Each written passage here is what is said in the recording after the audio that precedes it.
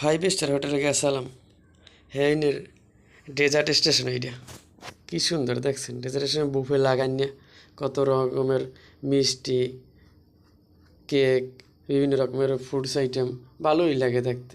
তো চিন্তা করলাম একটু একটু ভিডিওই বানাই, যেহেতু মুই এখন একজন নতুনই হইলে কন্টেন্ট ক্রিয়েটার, তো একটু বানাইয়ে এলো আপনাকেও দেখাই।